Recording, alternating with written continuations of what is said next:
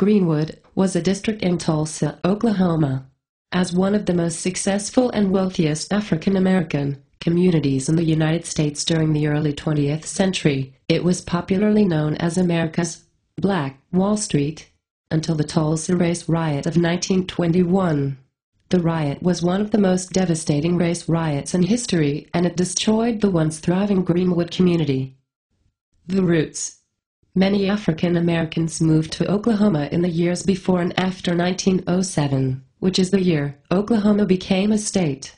Oklahoma represented change and provided a chance for African Americans to get away from slavery and the harsh racism of their previous homes. Most of them traveled from the states in the South, where racism was very prevalent, and Oklahoma offered hope and provided all people with a chance to start over. They traveled to Oklahoma by wagons, horses, trains, and even on foot. Many of the African Americans who traveled to Oklahoma had ancestors who could be traced back to Oklahoma. A lot of the settlers were relatives of African American slaves who traveled on foot with the 5 civilized tribes along the Trail of Tears. Others were the descendants of runaway slaves who had fled to Indian Territory in an effort to escape lives of oppression. When Tulsa became a booming and rather well-noted town in the United States, the residents and government attempted to leave out important aspects of the city. Many people considered Tulsa to be 2 separate cities, rather than one city of united communities. The white residents of Tulsa referred to the area north of the Frisco Railroad tracks as Little Africa and other derogatory names. They were threatened by the success of the African American community and worried that the community might continue to grow. This community later acquired the name Greenwood, and in 1921 it was home to about 10,000 African American men, women, and children. Greenwood was centered on a street known as Greenwood Avenue. This street was important because it ran north for over a mile from the Frisco Railroad yards, and it was one of the few streets that did not cross to both black and white neighborhoods. The citizens of Greenwood took pride in this fact because it was something they had all to themselves and did not have to share with the white community of Tulsa. Greenwood Avenue was home to the African American Commercial District, with many red brick buildings. These buildings belonged to African Americans, and they were thriving businesses, including grocery stores, clothing stores, barber shops, and much more. Greenwood was one of the most affluent communities and became known as Black Wall Street. During the oil boom of the 1910s, the area of northeast Oklahoma around Tulsa flourished, including the Greenwood neighborhood, which came to be known as the Negro Wall Street, now commonly referred to as the Black Wall Street. The area was home to several prominent black businessmen, many of them multimillionaires. Greenwood boasted a variety of thriving businesses that were very successful up until the Tulsa race riot. Not only did African Americans want to contribute to the success of their own shops, but also the racial segregation laws prevented them from shopping anywhere else other than Greenwood. Following the riots, the area was rebuilt and thrived until the 1960s, when desegregation allowed blacks to shop in areas that were restricted before. Greenwood was a very religiously active community.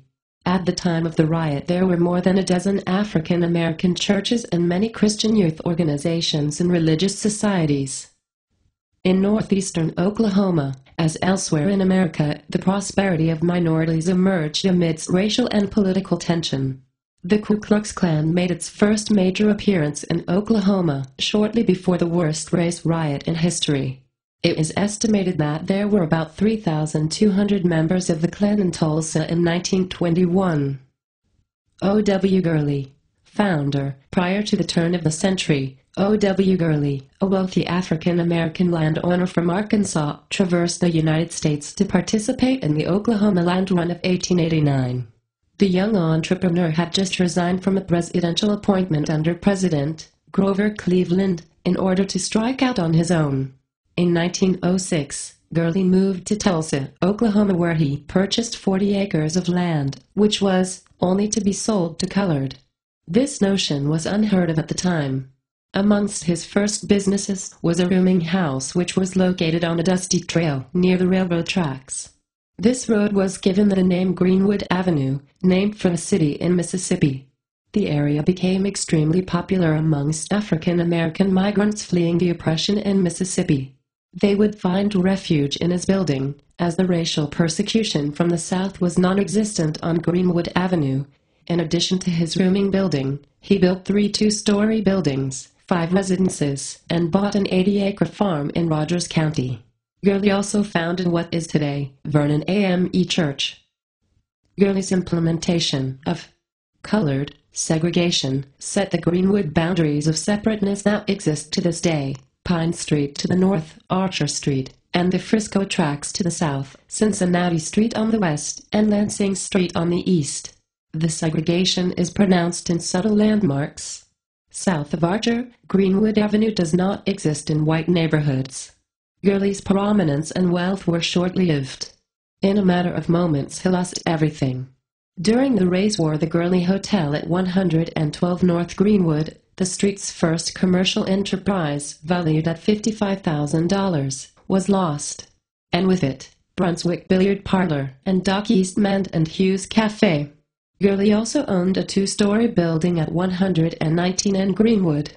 It housed Carter's Barber Shop, Hardy Rooms, a pool hall, and cigar store. All were reduced to ruins. By his account and court records, he lost nearly $200,000 in the 1921 race war. Because of his leadership role in creating this self-sustaining exclusive black community, it had been rumored that Gurley was lynched by a white mob and buried in an unmarked grave. However, according to the memoirs of Greenwood pioneer V.C. Franklin, My Life and an Era, published in 1997, Gurley exiled himself to California. The founder of the most successful African-American community of his time, vanished from the history books and drifted into obscurity. He is now being honored in a recently released documentary film called Before They Die: The Road to Reparations for the 1921 Tulsa Race Riot Survivors.